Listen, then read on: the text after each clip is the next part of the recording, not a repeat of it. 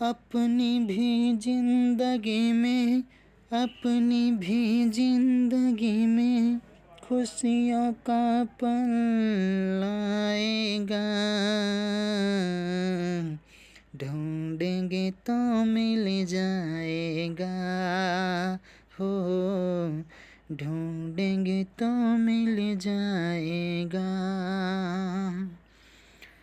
अच्छे बुरे दिन साथी आते रहेंगे, कभी हंसाते कभी रुलाते रहेंगे। हाँ, कभी हंसाते कभी रुलाते रहेंगे। बस एक बात याद रखना, हो बस यही बात याद रखना। अपनी भी जिंदगी में खुशियों का पल आएगा।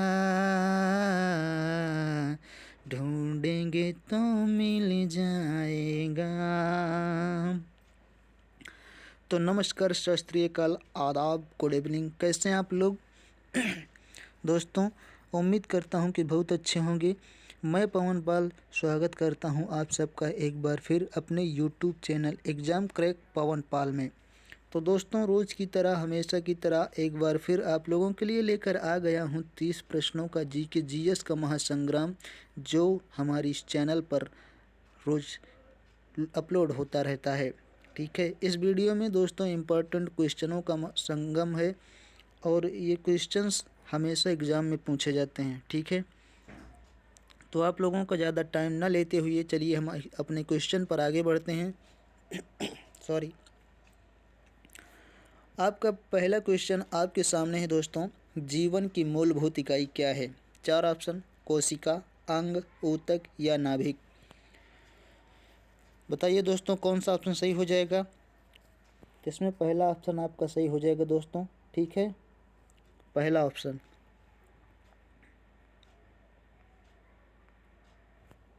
जीवन की मूलभूत इकाई दोस्तों कोशिका है। ठीक, कोशिका। कोशिका जीवन की मूलभूत इकाई है। यह जीव की संरचना में भाग लेती है दोस्तों। ठीक है, इसमें जीव द्रव्य पाया जाता है जो प्लाज्मा झिल्ली अथवा कोशिका झिल्ली से घिरा रहता है। मानव में सबसे लंबी कोशिका तंत्रिका तंत्र की होती है। ठीक है दोस्तों, इस क्वेश्चन से हमें इतनी जानकारी मिली। चलिए नेक्स्ट क्वेश्चन पर आगे बढ़ते हैं। अगला क्वेश्चन है आपका, ब्रह्म समाज के संस्थापक कौन थे? पहला ऑप्शन राजा राम मोहन राय, दूसरा ऑप्शन दयानंद सरस्वती, तीसरा ऑप्शन है महात्मा गांधी, चौथा ऑप्शन है लोकमान्य तिलक। तो दोस्तों, ब्रह्म समाज की स्थापना 20 अगस्त 1828 ईस्वी को कलकत्ता में राजा राम मोहन राय द्वारा की गई थी। ठीक, इसका मुख्य उद्देश्य हिंदू समाज में व्याप्त कुरीतियों को समाप्त करना था। राजा राम मोहन राय को भारतीय पुनर्जागरण का पिता भी माना जाता है। ठीक, इसका पहला ऑप्शन जो है वो सही हो जाएगा। चलिए नेक्स्ट क्वेश्चन पर चलते हैं दोस्तों। अगला क्वेश्चन है आपका, पृथ्वी का जल चक्र किसके द्वारा संचालित होता है? बताइए, पृथ्वी का जल चक्र किसके द्वारा संचालित होता है? हवा, चंद्रमा, सूर्य या पृथ्वी? तो दोस्तों, पृथ्वी का जल चक्र जो है वो सूर्य के द्वारा संचालित होता है। ठीक है, इसका तीसरा ऑप्शन आपका सही हो जाएगा, तीसरा ऑप्शन। चलिए नेक्स्ट क्वेश्चन पर चलते हैं दोस्तों।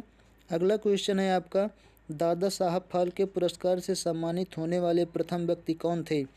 पहला ऑप्शन पृथ्वीराज कपूर, दूसरा ऑप्शन लता मंगेशकर, तीसरा ऑप्शन है सत्यजीत राय, चौथा ऑप्शन है देविका रानी। तो इसका दोस्तों आपका चौथा ऑप्शन सही हो जाएगा, देविका रानी। ठीक है, कौन थी? देविका रानी। चलिए नेक्स्ट क्वेश्चन पर चलते हैं। अगला क्वेश्चन है आप लोगों के सामने, मानव शरीर में सबसे छोटी हड्डी कौन सी है? पहला टीबिया, दूसरा ट्रेपेजियम, तीसरा स्टेपीज, चौथा जांघ की हड्डी। तो मानव शरीर में जो सबसे छोटी हड्डी होती है वो स्टेपीज की होती है, जो कान में पाई जाती है। ठीक है दोस्तों, कहाँ पे? कान में स्टेपीज है वो। और सबसे बड़ी हड्डी कौन सी होती है? जांघ की होती है, जिसे फीवर कहा जाता है। चलिए नेक्स्ट क्वेश्चन पर चलते हैं। अगला क्वेश्चन है, इनमें से कौन एक भारतीय गणितज्ञ थे? भरत, बाना, भास्कर या भवभूति। तो दोस्तों सभी जानते हैं भास्कर इसमें से एक भारतीय गणितज्ञ थे। ठीक, चलिए नेक्स्ट क्वेश्चन पर चलते हैं दोस्तों।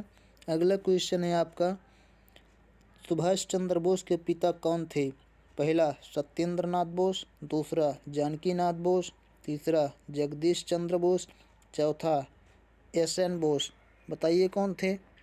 तो दोस्तों सुभाष चंद्र बोस के पिता जो थे वो जानकी नाथ बोस थे। ठीक है, जानकी नाथ बोस। आपका दूसरा ऑप्शन सही हो जाएगा इस क्वेश्चन का। चलिए नेक्स्ट क्वेश्चन पर चलते हैं। अगला क्वेश्चन है दोस्तों आप लोगों के सामने, दुनिया में बोली जाने वाली दूसरी सबसे बड़ी भाषा कौन सी है? पहला मैंड्रिन, दूसरा स्पेनिश, तीसरा अंग्रेजी, चौथा हिंदी। तो दोस्तों दुनिया में बोली जाने वाली दूसरी सबसे बड़ी भाषा हिंदी है। ठीक है, और पहले नंबर पर कौन है जो दुनिया में सबसे ज़्यादा बोली जाती है? वो चीन की मैंडारिन भाषा है। ठीक, चीन की मैंडारिन भाषा। लेकिन इसमें दूसरा बोल रहा है कि दुनिया में बोली जाने वाली दूसरी सबसे बड़ी भाषा कौन सी है, तो वो है हिंदी भाषा। ठीक है दोस्तों, इस ऑप्शन का चौथा ऑप्शन आपका सही हो जाएगा इस क्वेश्चन का। चलिए नेक्स्ट क्वेश्चन पर चलते हैं। अगला क्वेश्चन है आपका, विकास का सिद्धांत किसके द्वारा प्रस्तावित किया गया था? पहला ऑप्शन चार्ल्स डार्विन, दूसरा चार्ल्स डिकेंस, तीसरा ऑप्शन है आपका अल्बर्ट आइंस्टाइन, चौथा ऑप्शन है आइजैक न्यूटन। बताइए सब लोग किसके द्वारा प्रस्तावित किया गया था विकास का सिद्धांत? तो दोस्तों इसका पहला ऑप्शन आपका सही हो जाएगा, विकास का सिद्धांत चार्ल्स डार्विन द्वारा प्रस्तावित किया गया था। ठीक है दोस्तों, चार्ल्स डार्विन द्वारा। यह सिद्धांत इनकी पुस्तक ऑरिजिन ऑफ स्पीशीज में दिया गया है। उनका मानना था कि प्रकृति क्रमिक परिवर्तन द्वारा अपना विकास स्वयं करती है। ठीक, चलिए नेक्स्ट क्वेश्चन पर चलते हैं। अगला क्वेश्चन है आपका, भारत के वर्तमान मुख्य न्यायाधीश कौन हैं?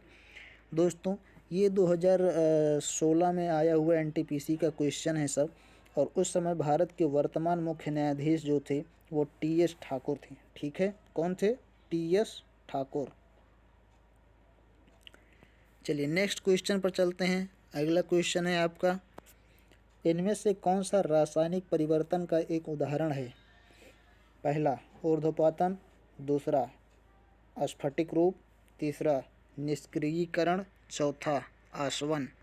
तो दोस्तों इसका तीसरा ऑप्शन आपका सही हो जाएगा। ठीक, कौन सा? तीसरा, निष्क्रियीकरण। चलिए नेक्स्ट क्वेश्चन पर चलते हैं। अगला क्वेश्चन है दोस्तों, शब्द विषु संदर्भित करता है एक समान आकार, दिन और रात एक समान अवधि के होते हैं, गर्मी और सर्दी एक समान अवधि के होते हैं, मौसम एक समान अवधि के होते हैं। तो विषु जो है वहाँ पर दिन और रात जो है दोस्तों एक समान अवधि के होते हैं। ठीक है, विषुओं पर। चलिए नेक्स्ट क्वेश्चन पर चलते हैं दोस्तों। अगला क्वेश्चन है आपका, निम्नलिखित में से कौन सा न्यूनतम छिद्रयुक्त है? रेतीली मिट्टी, गाद भरी मिट्टी, चिकनी मिट्टी या खारी मिट्टी। तो इनमें से जो न्यूनतम छिद्रयुक्त है वो है चिकनी मिट्टी। ठीक है, चिकनी मिट्टी में ज़्यादा रंध्र नहीं पाए जाते, छोटे छोटे छिद्र। ठीक, चलिए नेक्स्ट क्वेश्चन पर चलते हैं। अगला क्वेश्चन है आपका, थॉमस कप किस खेल से जुड़ा है? थॉमस कप किस खेल से जुड़ा है? पहला टेनिस, दूसरा बैडमिंटन, तीसरा टेबल टेनिस, चौथा हॉकी। तो दोस्तों थॉमस कप जो है वो बैडमिंटन के लिए दिया जाता है। ठीक है, बैडमिंटन। चलिए नेक्स्ट क्वेश्चन पर चलते हैं। अगला क्वेश्चन है आप लोगों के सामने, रॉबर्ट गॉलब्लैडर को बेहतर तरीके से किस नाम से जानते हैं? रॉबर्ट गॉलब्लैडर को बेहतर तरीके से किस नाम से जानते हैं? पहला अगाथा क्रिस्टी, दूसरा सिडनी शेल्डन, तीसरा एनेड ब्लाइटेन, चौथा जे.के. राउलिंग। बताइए जल्दी सब लोग। तो इसका जो ऑप्शन होगा दोस्तों वो चौथा ऑप्शन होगा। ठीक है, जे.के. राउलिंग। रॉबर्ट गॉलब्लैडर को बेहतर तरीके से जिस नाम से जाना जाता है वो है जे.के. राउलिंग। चलिए नेक्स्ट क्वेश्चन पर चलते हैं दोस्तों। अगला क्वेश्चन है आपका, सूर्य की ऊर्जा किस माध्यम से उत्पन्न होती है? ठीक, पहला परमाणु संलयन, दूसरा सौर ऊर्जा, तीसरा ऊष्मा विद्युत, चौथा गुरुत्वाकर्षण ऊर्जा। तो दोस्तों जो सूर्य की ऊर्जा होती है जिस माध्यम से उत्पन्न होती है उसे परमाणु संलयन कहते हैं। ठीक है, परमाणु संलयन के माध्यम से जो है सूर्य की ऊर्जा उत्पन्न होती है। ठीक, चलिए नेक्स्ट क्वेश्चन पर चलते हैं। अगला क्वेश्चन है आपका, चाणक्य का एक अन्य नाम क्या था? ठीक, हमारी पिछली वीडियो में जो है हमने चाणक्य के 3 नाम हैं, तीनों नाम आपको बताए थे। तो क्वेश्चन आ भी गया है आपका, चाणक्य का एक अन्य नाम क्या था? पहला देववर्मन, दूसरा विष्णुगुप्त, तीसरा रामगुप्त, चौथा ब्रजेश्वर। तो दोस्तों चाणक्य का जो एक अन्य नाम था वो था विष्णुगुप्त। ठीक है, चाणक्य क्या विष्णुगुप्त नाम था। इन्हीं को विष्णुगुप्त, इन्हीं को चाणक्य और इन्हीं को कौटिल्य भी कहते हैं। ठीक है, इनके 3 नाम हैं और इन्होंने ही अर्थशास्त्र नामक प्रसिद्ध पुस्तक की रचना की है जिसका संबंध जो है वो राजनीति से है। ठीक है, ये सारे क्वेश्चन जो है अलग अलग करके पूछे जाते हैं कंपटीशन के क्षेत्र में। दोस्तों उम्मीद करता हूँ कि ये क्वेश्चन आपको अच्छे लग रहे हैं, समझ में आ रहे हैं। अगर आपको ये क्वेश्चन दोस्तों अच्छे लग रहे हैं, समझ में आ रहे हैं तो हमारे इस वीडियो को लाइक, शेयर और सब्सक्राइब जरूर करिए। चलिए नेक्स्ट क्वेश्चन पर चलते हैं। अगला क्वेश्चन है दोस्तों, भारतीय विज्ञान संस्थान कहाँ पर स्थित है? पहला ऑप्शन कानपुर, दूसरा ऑप्शन है बेंगलुरु, तीसरा ऑप्शन है मुंबई, चौथा ऑप्शन है चेन्नई। तो भारतीय विज्ञान संस्थान जो है ना दोस्तों वो आपका बेंगलुरु में है। ठीक है, दूसरा ऑप्शन आपका सही हो जाएगा। ठीक, चलिए नेक्स्ट क्वेश्चन पर चलते हैं। अगला क्वेश्चन है आपका, रियाल किस देश की मुद्रा है? ठीक, पहला चीन, दूसरा क्यूबा, तीसरा ब्राज़ील, चौथा गाम्बिया। तो रियाल जो है वो ब्राज़ील की मुद्रा है। ठीक, ब्राज़ीली रियाल, रियाल सऊदी अरबिया में भी चलता है और ब्राज़ील में भी। ठीक, चलिए नेक्स्ट क्वेश्चन पर चलते हैं। अगला क्वेश्चन है आपका, किस अभयारण्य को पूर्व में भरतपुर पक्षी अभयारण्य के रूप में जाना जाता है? पहला समसपुर पक्षी अभयारण्य, दूसरा मयानी पक्षी अभयारण्य, तीसरा सलीम अली पक्षी अभयारण्य, चौथा है केवलादेव राष्ट्रीय उद्यान। तो दोस्तों इसमें चौथा ऑप्शन आपका सही हो जाएगा, केवलादेव राष्ट्रीय उद्यान। ठीक है, केवलादेव राष्ट्रीय उद्यान। केवलादेव राष्ट्रीय उद्यान जिसे पहले भरतपुर पक्षी अभयारण्य के नाम से भी जाना जाता था, राजस्थान राज्य में स्थित है। इसे संरक्षित पक्षी अभयारण्य के रूप में मान्यता सन 1971 में प्राप्त हुई थी तथा 1985 में इसे विश्व धरोहर भी घोषित कर दिया गया था। ठीक है दोस्तों, चलिए नेक्स्ट क्वेश्चन पर चलते हैं। अगला क्वेश्चन है, कौन सा शहर वास्तुकला की दृष्टि से नियोजित शहर है? पहला ऑप्शन नई दिल्ली, दूसरा ऑप्शन बेंगलुरु, तीसरा ऑप्शन है मुंबई, चौथा ऑप्शन है चंडीगढ़। बताइए दोस्तों कौन सा शहर वास्तुकला की दृष्टि से नियोजित शहर है? तो दोस्तों आपका चौथा ऑप्शन सही हो जाएगा, चंडीगढ़। ठीक है, चंडीगढ़। दोस्तों बहुत मेहनत से आप लोगों के लिए वीडियो बनाता हूँ। आप लोग हमारे इस वीडियो को कम से कम 5 लोगों को शेयर करिए और आग लगा दीजिए जीके जीएस में। ठीक है, कोई भी एग्ज़ाम हो कहीं से भी आएगा, हम आपको हर तरीके से इसको कवर कराएंगे और गारंटी देते हैं कि आपका 95% क्वेश्चन जो है वो अटैच करेगा। ठीक है, कहीं से भी चाहे जो एग्ज़ाम होगा। चलिए नेक्स्ट क्वेश्चन पर चलते हैं। अगला क्वेश्चन है आपका, लाइट पेन क्या है? माइक्रोटिप पेन, दूसरा इनपुट डिवाइस, तीसरा अंधेरे में लिखने के लिए पेज, दूसरा और चौथा है भार रहित पेन। तो दोस्तों जो लाइट पेन है वो एक इनपुट डिवाइस के अंतर्गत आती है। ठीक है, क्या है? इनपुट डिवाइस के अंतर्गत लाइट पेन। चलिए नेक्स्ट क्वेश्चन पर चलते हैं। अगला क्वेश्चन है आपका, पीछे की ओर मुड़ने वाला एकमात्र पक्षी कौन सा है? पीछे की ओर उड़ने वाला एकमात्र पक्षी कौन सा है? हमिंगबर्ड, कीवी, अल्बाट्रोस या बाज।